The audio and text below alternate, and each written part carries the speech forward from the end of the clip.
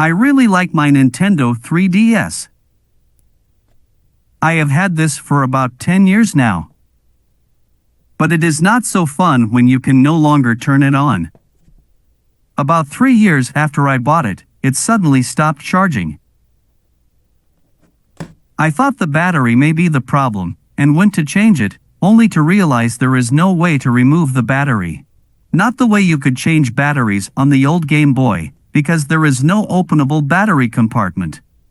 I would need to bring this to an electrician if I wanted a new battery. But first, I took it to my local game store, and was told the problem was the charger. Here is the charger, and as you can see, it has a fancy collapsible plug.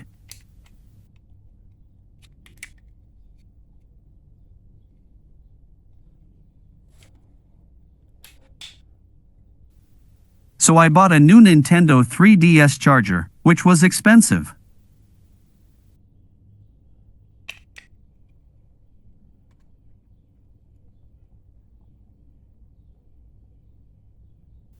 About 3 years later, this charger suddenly stopped working as well.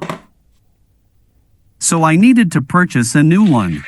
The store was selling these third-party knockoff chargers for a third of the price, so I got this. It actually lasted a year longer than the Nintendo chargers.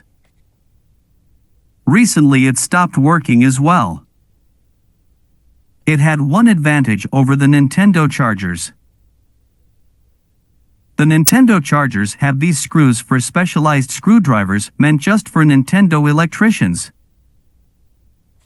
I would need a screwdriver with a 5-point star head, which is exactly this size. The knockoff used normal flat head screws, so I was able to open it up to see exactly what had broken. It turns out, one of the wires that connects the plug to the board had broken its connection. I could tell exactly what went wrong. Metal fatigue. This happens when metal is continuously bent. It eventually snaps. It all has to do with this collapsible plug.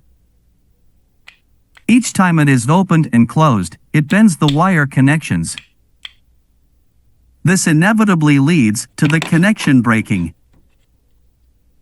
It could be easily fixed with a wire stripper and a soldering iron.